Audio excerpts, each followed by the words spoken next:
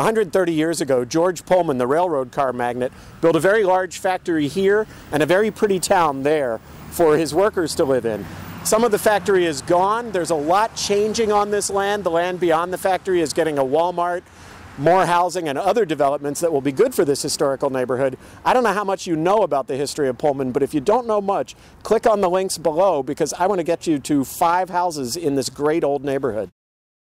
We're starting here at the north end of Pullman. The people who lived up here would have been the higher level employees. The closer you live to the factory, which is about a half block from us right now, the higher level you were and the more prestigious your home. You had not only a shorter walk to the factory, but the Hotel Florence, which was sort of a social center, this beautiful park, and then on your home you had a little bit more detail, nicer facade here than some we'll see later, big front porch, and then inside more advantages. One of the perks of these higher level houses in Pullman is that we have light on both sides in this one, both from the street and from the backyard. Most everything along here is going to be a row house, and they're not going to have, in many cases, this nice side yard view that we've got. By the way, this one also has a garage. Not original, but there's enough space in the back to have a garage. Also, because of this level of housing, this one has some original wood trim, very nice frames of the windows and doors, great dental moldings going up the stairs, and nice crown moldings in the living room. Good wood floors here. You're probably going to work on some of the other floors in the house. There's some linoleum and there's some beaten up wood. You're also very likely to do the kitchen and the baths. There's one full bath upstairs and one full bath downstairs. Also laundry in the house, and all of that may need some work. Now we're a block and a half south of the factory. The housing here would have been smaller when built in 1881, but the one we're going into is the biggest that we're going to see today. It's 1,900 square feet. It was a 2-flat combined into one home. These are the stairs that would have taken you up to the second apartment, still have the nice original wood. So you've got the vintage here, but the living room, because this combines several original rooms, feels suburban sized. You've got a nice big living room. Back here you have a sizable kitchen, and there was an addition made so that from the kitchen you go into a breakfast room and out to the yard. Beyond that, now a garage, former barn. So lots of space down here. And then the second floor was another apartment, same size as this. It was living, dining, etc. Now it's 4 bedrooms. One of the bedrooms is where the kitchen was. Now here's an example of just how good a Pullman house can look, both inside and out. The outside is original. This adorable facade fits into this long run, very fanciful run of workers' cottages with the gables and the dormered roofs, parapets. It really fits together as a streetscape. And then when you go inside this one, it's been completely restored. It's all new inside. There is wood trim around the windows, doors, and picture rails around the walls that are placed exactly as they would have been in the original, but are new.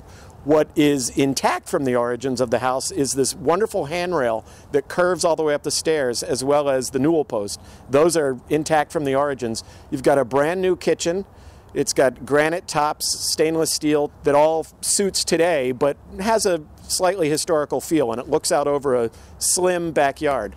On the second floor, you've got 2 bedrooms, very nicely done. The dormers bring in an awful lot of light, and a brand new bathroom.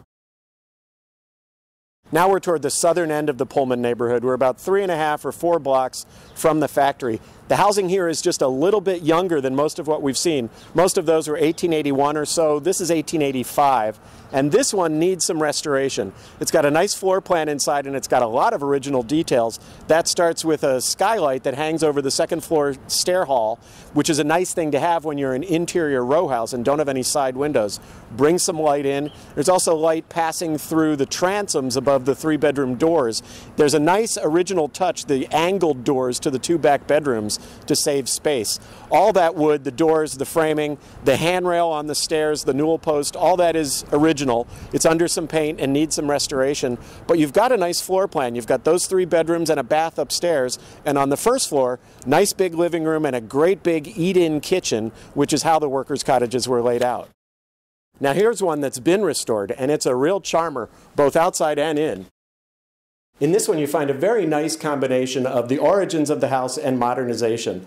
It's been opened up and lightened up, very well done, but there's a lot intact from the origins of the house, starting at the transom over the front door, the big tall windows in the living room, these nice floors that have been redone, and this is a feature that's been in several of the houses, but we weren't as able to show it, these nice rounded corner walls. It's a great feature, and it also saves space. This house has been done very carefully in the redoing. This wood, all the wood you see in the dining room especially, is original, though some of it has been moved. It was all very carefully reused so that the origins of the house were honored. You can see that on the second floor as well. There's a great skylight. It's divided here over the bathroom and the second floor hall. And then you've got the two bedrooms that are nice and light. They've got the big mansard windows looking in one case over the street and in the other over the yard. So you've got a really pretty, pleasant feeling there. And then down here you get to the dining room. There was the big living room, and then you get this dining room. This originally would have been kitchen and dining room.